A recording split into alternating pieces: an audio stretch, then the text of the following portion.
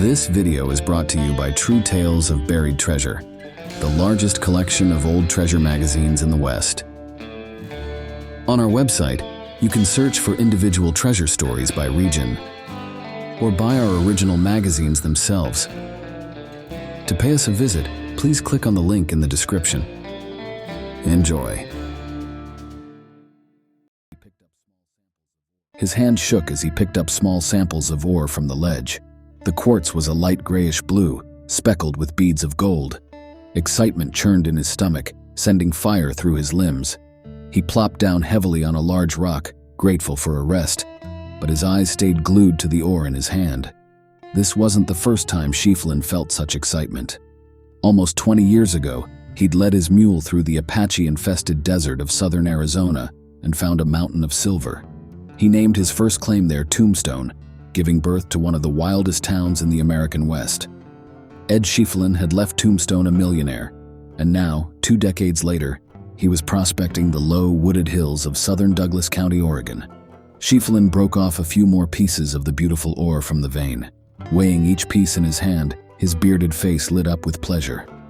Suddenly, he noticed the daylight fading and was surprised to see the sun sinking below the horizon.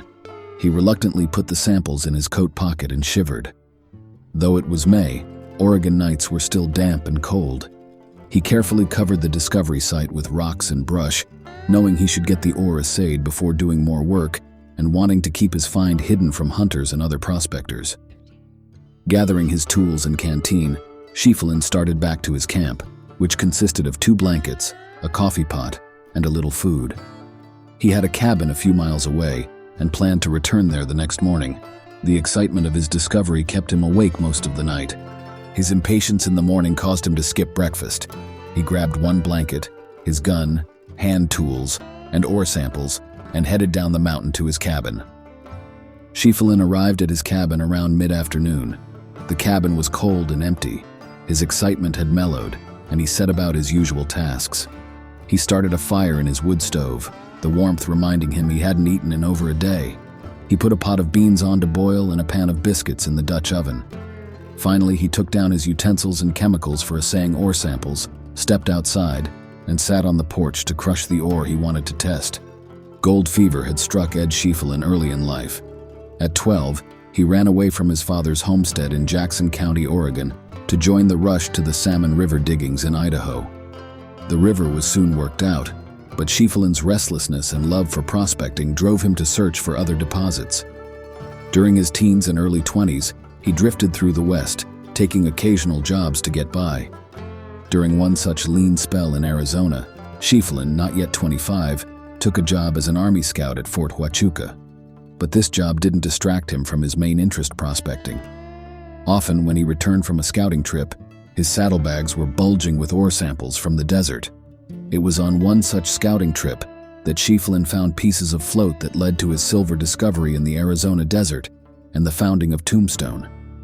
Riding along the San Pedro River in southeastern Arizona, a few pieces of white rock caught his eye. He dismounted and picked one up.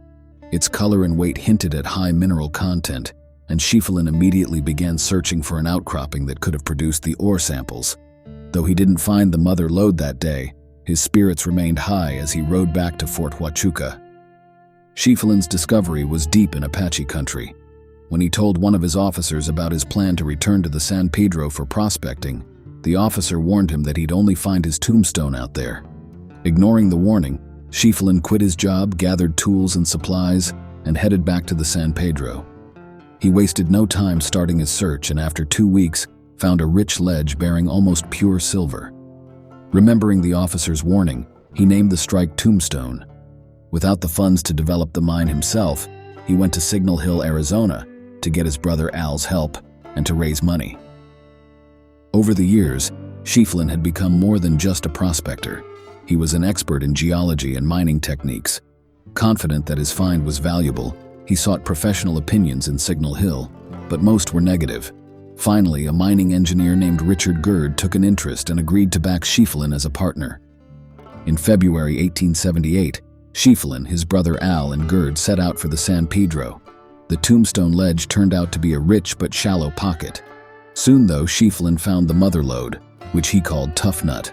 It eventually yielded $75 million. The town of Tombstone quickly sprang up around the strike, becoming infamous for its wild and lawless nature.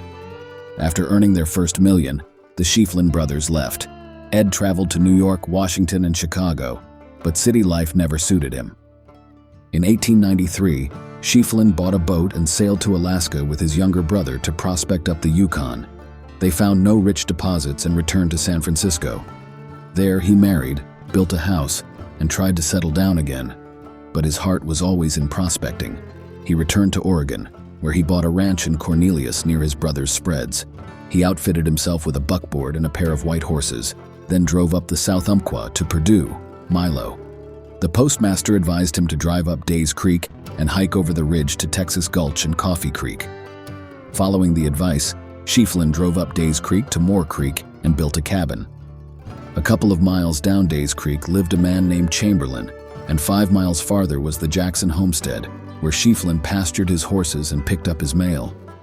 On the ridge above his cabin, he found an unusual formation of red quartz-like rock. He searched for weeks until he found a ledge of gold-bearing blue quartz. Once a week, Sheelin walked 7 miles to the Jackson homestead to pick up his mail and buy milk and eggs. On May 12, 1897, Jackson, alarmed by Sheelin's absence, grabbed his gun and went to check on him. As he approached Sheelin's cabin, he saw no smoke from the chimney. Thinking Sheelin might be out prospecting, he then noticed a crumpled form on the doorstep. A quick look told Jackson that the prospector had been dead for days. Sheelin was slumped over the crucible where he had been crushing ore for assaying. The contents of the crucible caught Jackson's eye, momentarily making him forget the dead man at his feet. He picked up the dish and gently pushed the cabin door open. Finding a bucket of water on a corner cabinet, he poured water from the dipper into the crucible containing the crushed ore. Yellow metal in the ore took on that fantastic fire that many men find more alluring than any of life's pleasures. "My God, he found it!" Jackson exclaimed, although there was no one to hear. Reluctantly, he set down the crucible and looked around the cabin for other clues. He found burnt beans on the cold stove and charred biscuits in the Dutch oven. He carefully searched the cabin for more of the gold-bearing quartz, but found none. He did find Sheelin's diary and opened it to the last entry. On that page, written in Sheelin's hand, were the words, "Found it at last, richer than Tombstone ever hoped to be." Jackson summoned the sheriff from Canyonville, and an inquest was held at Sheelin's camp. Dr. W.H. DeVore acted as coroner, and William Stock of Canyonville was justice of the peace. Several local residents attended the inquest. It was determined that Sheelin had died of a heart attack, although Ed's brother, F., always believed the prospector had died from the effects of the chemicals used in assaying the ore. The ore is believed to have assayed at $2,000 per ton. Everyone was fixated on Sheelin's discovery of the mother lode that once supplied Coffee Creek and one of its tributaries, Texas Gulch, with rich placer gold. Sheelin was initially buried by his cabin on Days Creek, but later, his wife had his remains shipped to Tombstone and reburied there, as he had requested in his will. She and Ed's brothers searched for his mine, even enlisting the help of spiritualists, but they found nothing. After the inquest, some of the men found the remains of a campfire on a mountain where it was believed Sheelin had camped. However, this was purely speculation, as none of the tools or supplies which the prospector had hidden nearby were ever found. I first became interested in Sheelin's mine when I moved to Douglas County, Oregon, in 1963. The South Umpqua country is essentially timbered hills of less than 4,000 feet elevation. The slopes are scarred by logging roads. One such road passes over the very spot where Sheelin was first buried. The people in Days Creek are quite willing to point out local landmarks, including Sheelin's cabin site, Brush Creek, the route of the Coffee Creek Trail, and the ridge covered with red rock. One old-timer, Dan Perdue, who was 5 years old during Sheelin's stay in the area, had died the month before I went up to Days Creek. However, his wife, Hazel Perdue, was quite familiar with Sheelin's story and was kind enough to share it with me. That Days Creek does not carry gold, and that Coffee Creek does, are important factors to consider for anyone looking for this lost mine.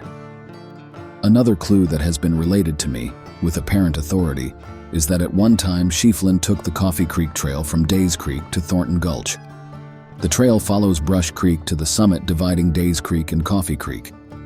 Whether Sheelin himself told Jackson or Chamberlain about his hike up this trail, or whether it was written in his diary, is not known. I have been unable to learn what happened to Sheelin's diary.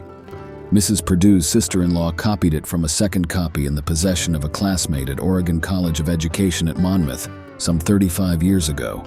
However, after the sister-in-law's death, Mrs. Perdue was unable to locate the copy among her relatives' papers. Probably Mrs. Sheelin or one of his brothers claimed the diary after the inquest, and it has been lost or destroyed. It is assumed that Sheelin's other personal effects went to his wife. I am confident this mine will be uncovered someday, possibly in the not-too-distant future. With the extensive hunting and logging in this area, it wouldn't be surprising if the mine were discovered accidentally. However, many people go prospecting for this mine every year, and like Ed Sheelin, one of them may follow the clues right to the lost ledge. This is probably the way Sheelin would have wanted it.